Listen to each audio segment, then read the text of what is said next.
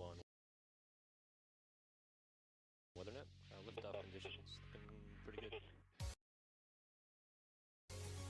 ESTS is ready for launch. Ignition. Liftoff. Falcon 9 has cleared the tower.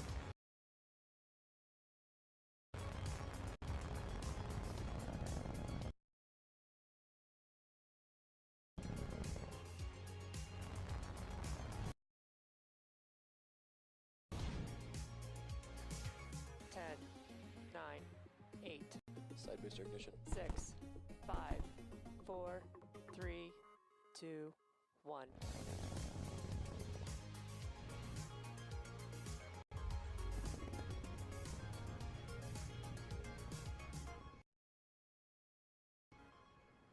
Happy New Year, everyone, and good evening.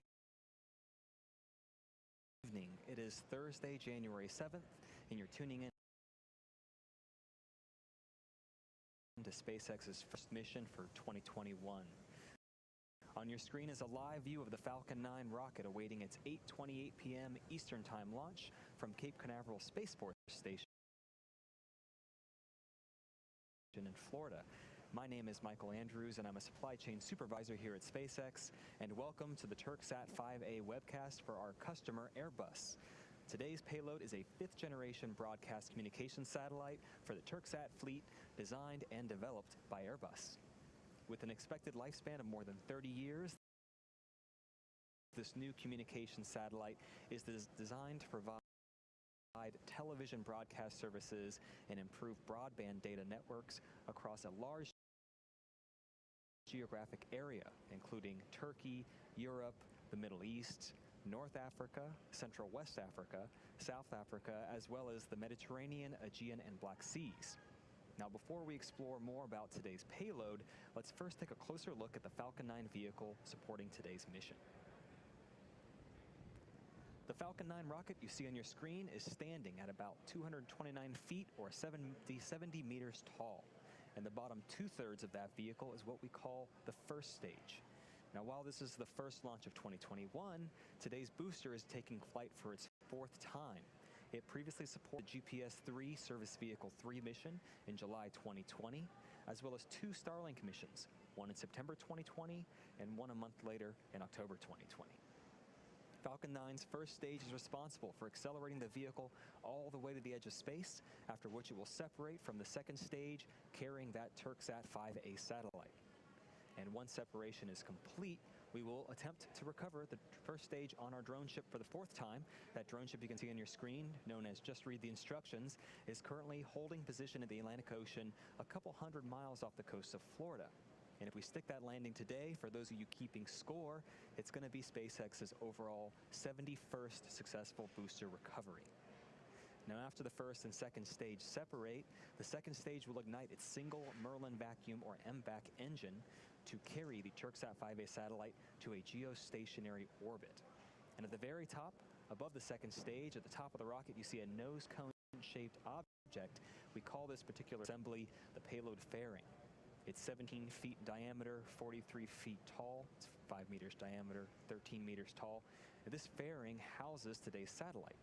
Now, to transport the satellite safely, the fairing is designed to protect the satellite from aerodynamic heating, loads, and any kind of atmospheric contamination during ascent.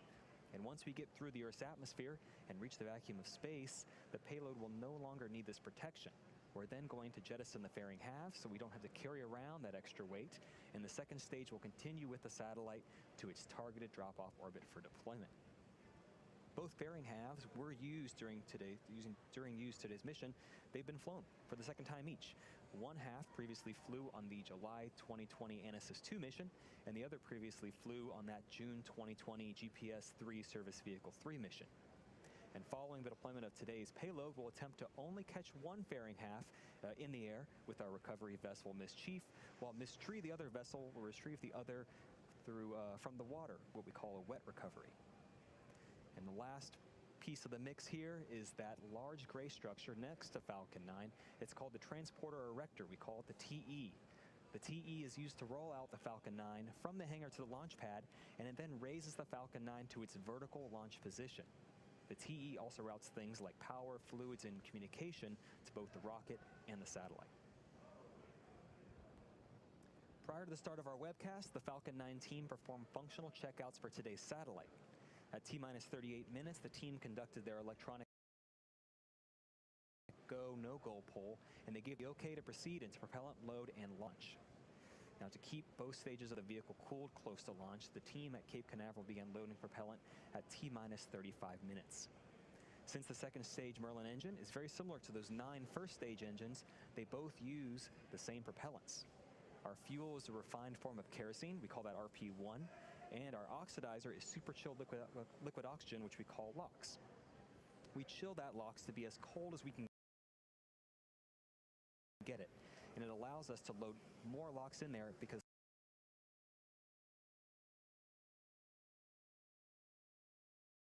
those oxygen molecules are super dense. Both of these factors give us better performance with the Merlin.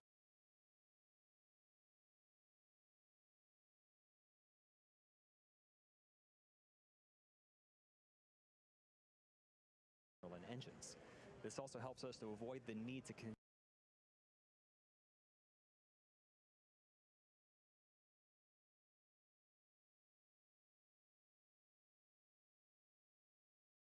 topping it off, and it makes up for any losses due to boiling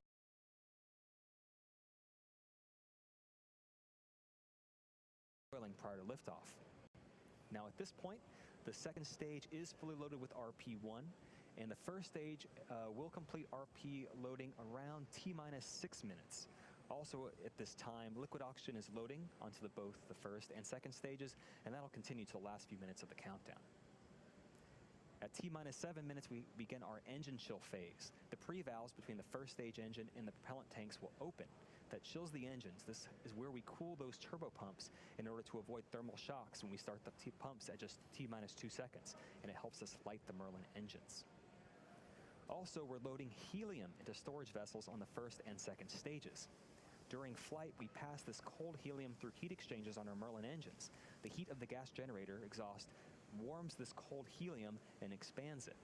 This expanded helium gas is used to fill the empty volume in our fuel tanks created by the engine pumps pulling propellant out of the first stage. Think of it like your car. We use gravity on a car to keep all the fuel near the bottom of the tank. Here in space, we need helium to push all that fuel towards our turbo pumps. Now, let's take a moment to learn a bit more about our payload today. Weighing in at approximately 3.5 tons, the Turksat 5A satellite provides roughly 10 kilowatts of power. By way of its high reliability and design, this 5th generation satellite will serve as the fleet's first satellite to operate under an electric propulsion system. And as I mentioned earlier, the Turksat 5A communications satellite was designed by our customer Airbus to provide television services and improve broadband data networks to service areas covering Turkey, Europe, the Middle East, North, Central, West, and South Africa, as well as the Mediterranean, Aegean, and Black Seas. The satellite is scheduled to become fully operational sometime in the second quarter of this year. Now let's take a moment to learn more about what makes this communications satellite so unique. Standing by for launch command. T-minus 4 minutes. 9, 8, 7, 6, 5, 4, 3, 2, 1.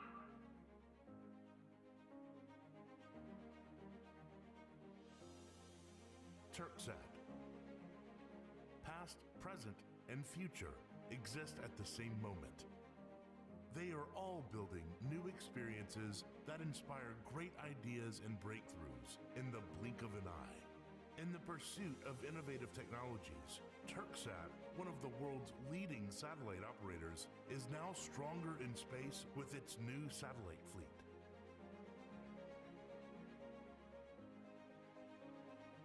Turksat 3A communication satellite at the 42° east location offers both satellite telecommunication and direct TV broadcasting services via Europe, Turkey, and Central Asia.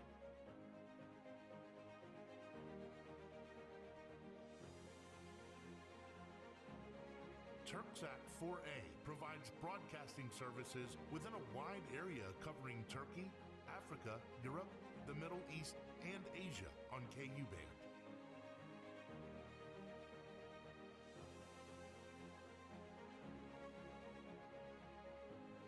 Turksat 4B, a multi-band satellite, ensures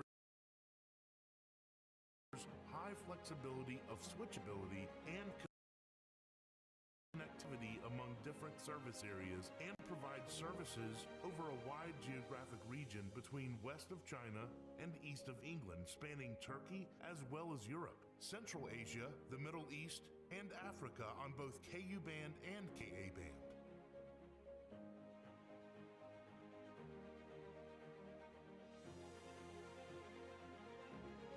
Thanks to Airbus state-of-the-art technology, the most powerful satellite of the Turksat fleet, Turksat 5A, upon being operational with 10 kilowatts payload power, will be active across a wide area at the 31-degree east orbit covering Turkey, Europe, the Middle East, North Africa, Central One West load is Africa, complete. South Africa, as well as the Mediterranean and the Aegean Sea and the Black Sea.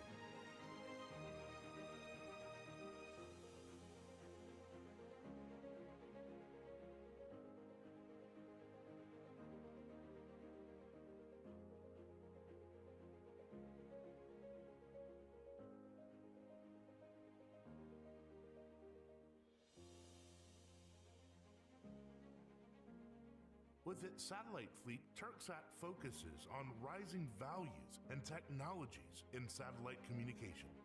Turksat is an alliance of values that opens doors to the world and inspires communication with its reliable and expert staff investing in the knowledge of the future. We are in an age where information is instantly shared. Our expectations are rapidly changing. Technology is leading us to new experiences. We proudly proceed on a path illuminated by the information that makes our lives meaningful in the age of communication. While new experiences inspire great ideas, Turksat of the future invites you to be a part of this moment. Turksat, space age in communication. Mission Control, we have liftoff.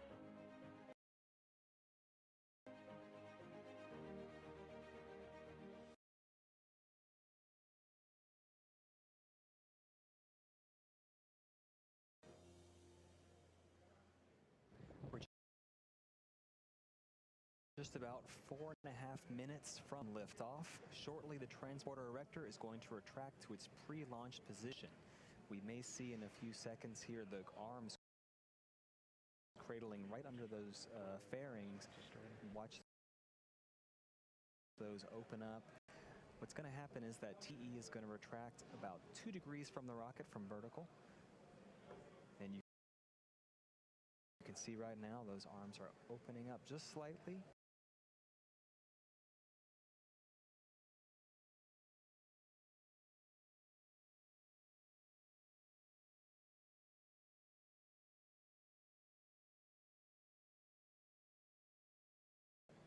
In a few seconds, you'll see those arms back off as the TE retracts.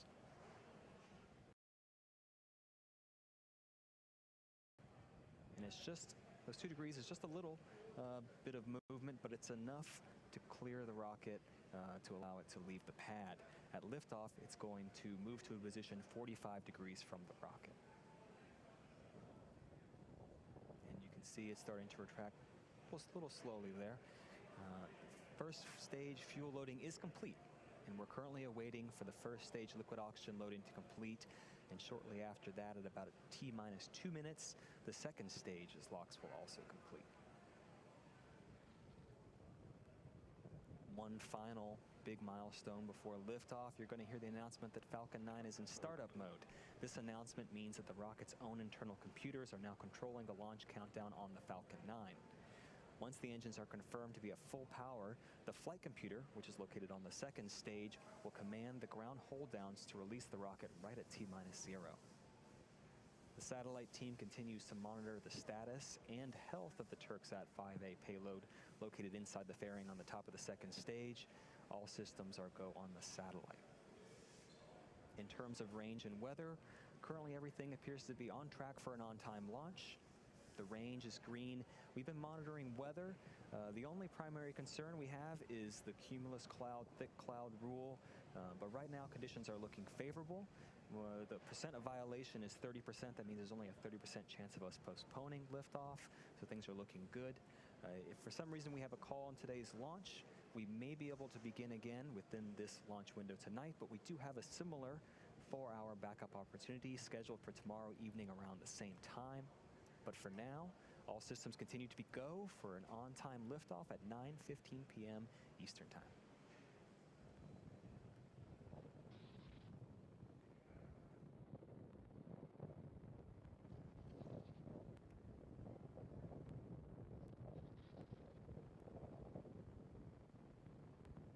At this time, the LOX loading is complete. It just finished on the second stage, and that is the last milestone for propellant loading prior to liftoff.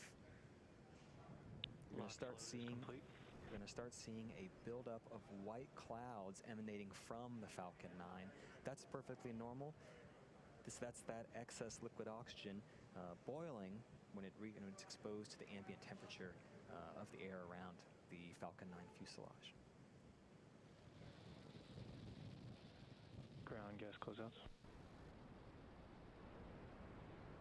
The first and second stage are beginning to pressurize for launch, and we're about 15 seconds away from that startup mode call-out.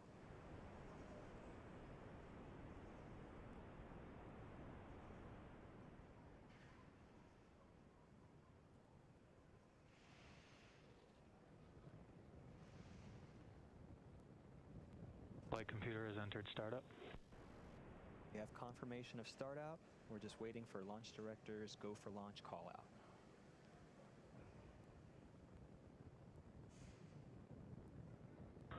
Turksat 5A, Falcon 9, LD's go for launch. And you've heard it, we're 30 seconds away. All systems are go for an on-time launch of Falcon 9 with the Turksat 5A satellite, our first launch for this year. 30 seconds.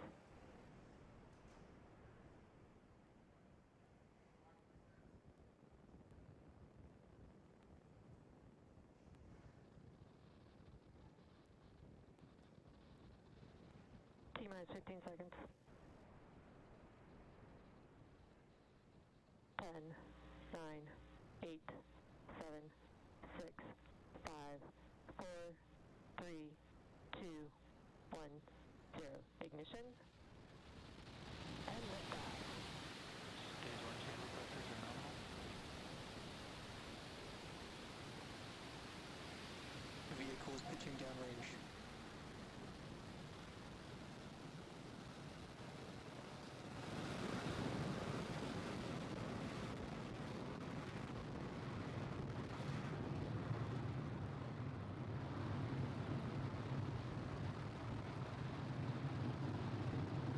And here we go. We're now 30 seconds into flight on the Falcon 9. All engines are running at full power.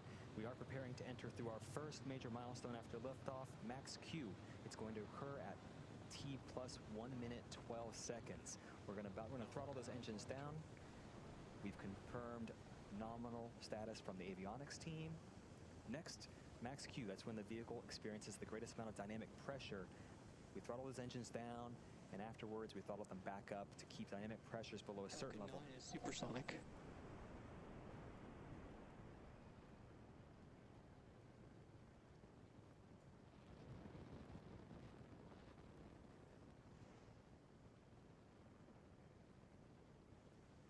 Max Q.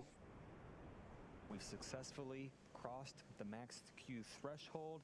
Everything is looking good with the first stage's trajectory. Next, we're going to start our MVAC chill. This is going to help us prepare for the next 3 major events. They occur one after another. The first one, those 9 Merlin 1D engines are going to cut off. That's known as MECO, or main engine cutoff. Right after that, the first and second stage will separate, and then the Merlin vacuum engine on the second stage will turn on. That's known as SES-1.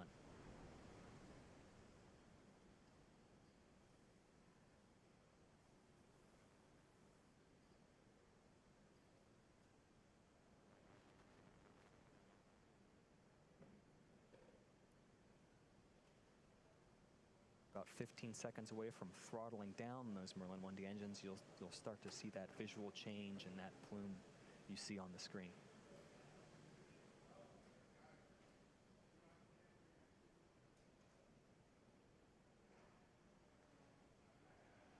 Main engine cutoff.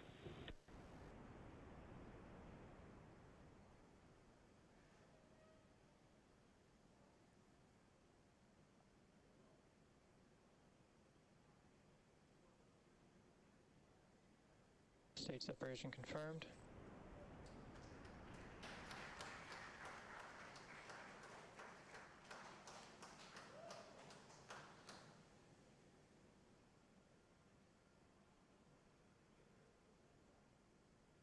All right, all good news here. We had successful main engine cutoff, stage separation, and second engine start 1. Our next milestone is fairing deployment.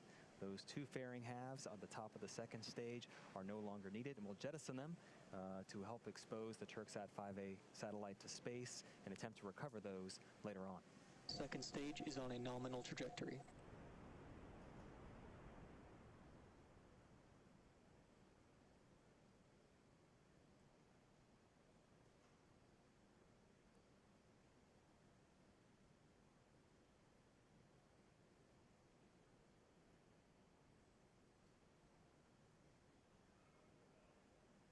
Fairing separation confirmed.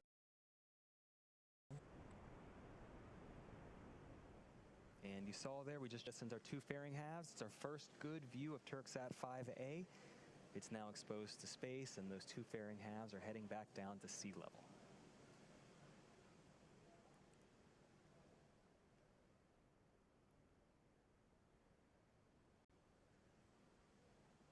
For those of you just joining, we're 4 minutes into flight on today's mission of carrying the Turksat 5A satellite to its intended orbit on the Falcon 9. We're currently in the first of 2 planned MVAC burns. That's what you see on your screen currently. Not pictured here currently, but that's after stage separation. The first stage, we're attempting to recover it. Its velocity at separation was about 2,200 meters per second, or 5,000 miles per hour. Once the separation occurs, the first stage is still moving at such a high velocity, it continues to raise its altitude as it approaches its apogee, and then it will coast down a couple minutes before it starts its return back to Earth.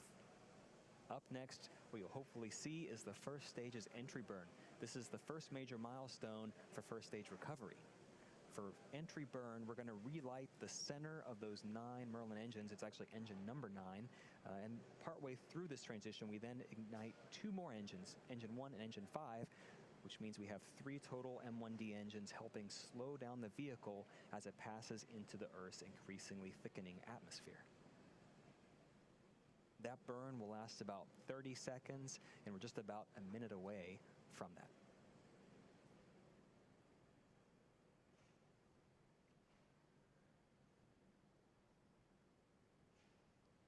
And also not pictured here, those 2 fairing halves are making their way down. It'll take a lot longer than it will for the first stage, but we will attempt to recover those later on in the evening.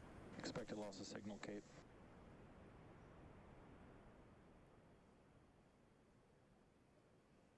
First stage is now less than 100 kilometers above sea level, continuing to make its way down.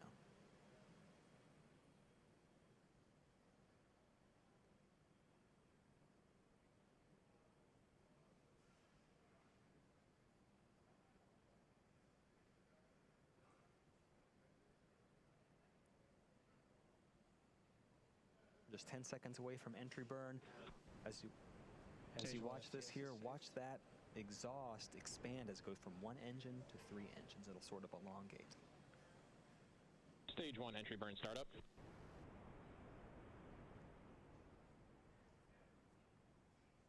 Entry burn has begun. All 3 engines are running currently.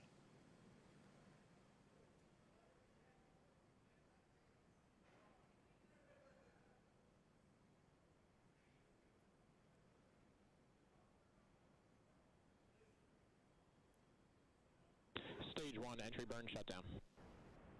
You heard it, you saw it. Entry burn has shut down. Next, a couple milestones happening back to back.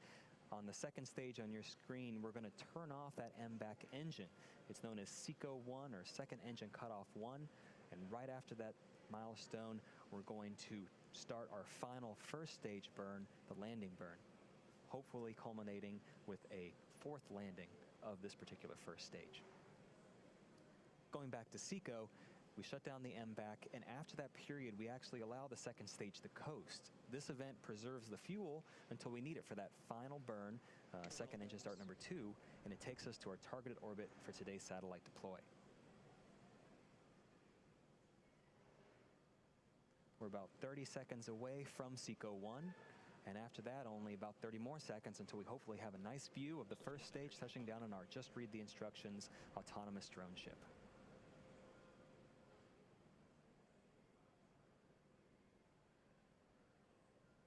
Stage 2 FTS is saved.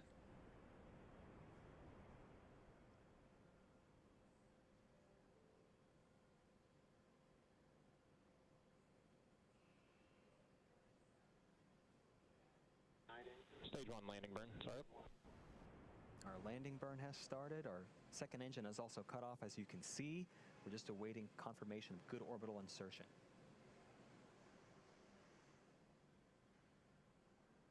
And back on sea level, you can see here the drone ship. We have confirmation of good orbit on the second stage, and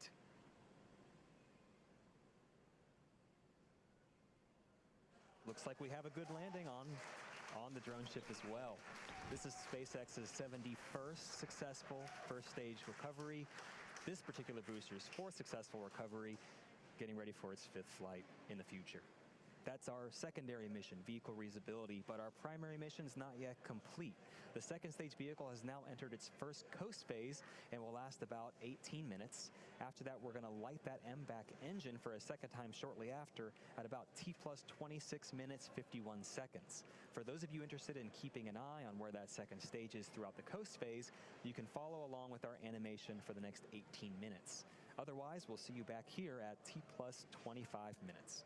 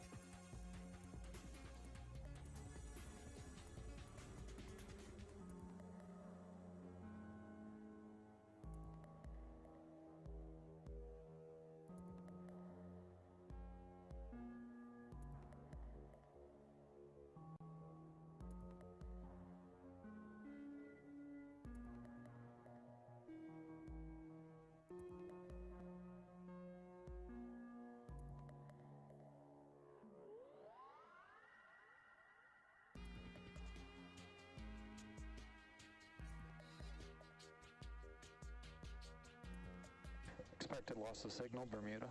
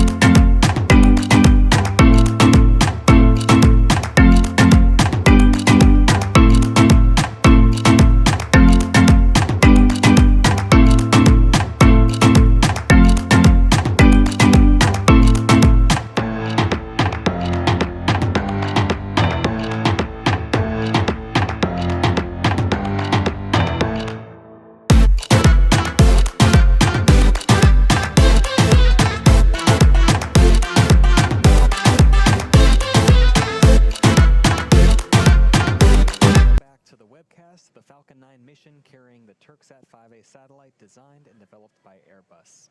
Let's recap what's happened so far this evening. We had a smooth liftoff at 9:15 p.m. Eastern Time. 2.5 minutes later, our first and second stages successfully separated. The first stage made its fourth flight and its fourth landing on our drone ship. Just read the instructions. The second stage completed its first burn and successfully inserted today's payload and second stage into their planned parking orbit where they're currently at now. Now we're coming up on the second burn of that upper stage engine in a little more than 60 seconds. Currently, the flight computer is commanding the settling thrusters to turn on and off, and it releases nitrogen gas that helps lightly push the stage and allows propellant to stay at the bottom of the tank above the engine. One thing to mention here is that the ground station over Gabon at the minute is down, so we won't be able to provide any visual views or have any confirmation of when exactly that second engine start occurs and when it ends. We'll tell you when those are expected to occur, and after our next coast phase, we'll come back and confirm how those events went and if we're in a nominal orbit.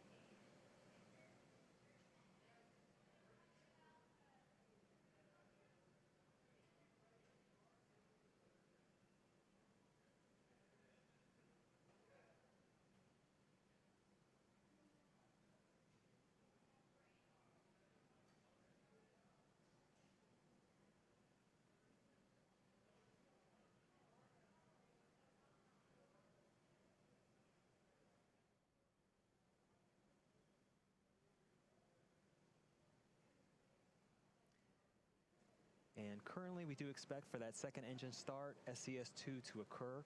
At this point, the nominal burn duration is 70 seconds. Currently, that second stage is traveling almost 8,000 meters per second. This burn is going to add another 2,000 meters per second to the Falcon 9 speed before it shuts down for a second time. This shutdown event, called SECO-2, which is hopefully 45 seconds from now, that's then for second engine cutoff number 2. This burn places the Turksat 5A satellite into the required orbit prior to separating it from Falcon 9.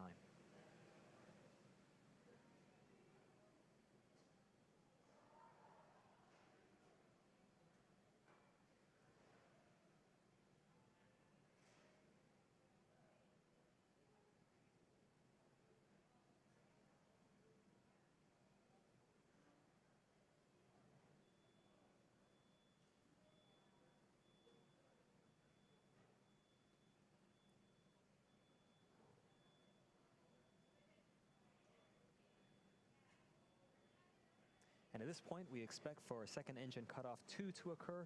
Like I mentioned before, the ground station over Gabon in Central Africa is down at the moment. However, the Falcon 9 second stage is an incredibly reliable vehicle, and we trust those events are occurring at those nominal callouts. But we will come back after our next coast phase and have some information when we're over the next ground station and give you more information.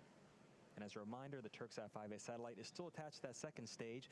The stage is now going to start a slow spin, kind of like a football, that helps stabilize the satellite when it's released. This transition is going to take 5 more minutes, and satellite separation is expected to occur at T+33 minutes and 4 seconds.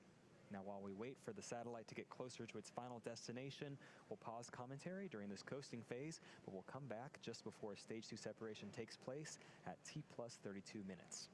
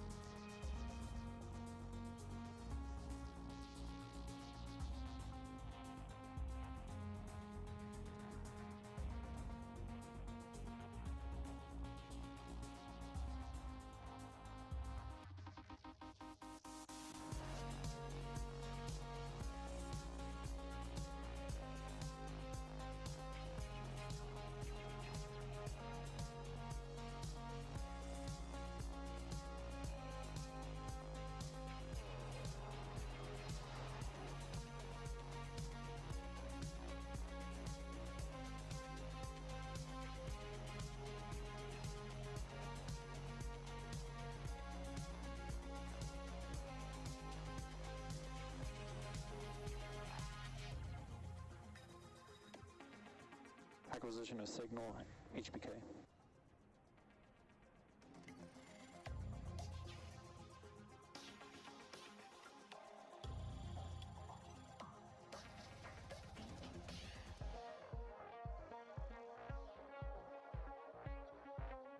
Nominal deploy orbit insertion.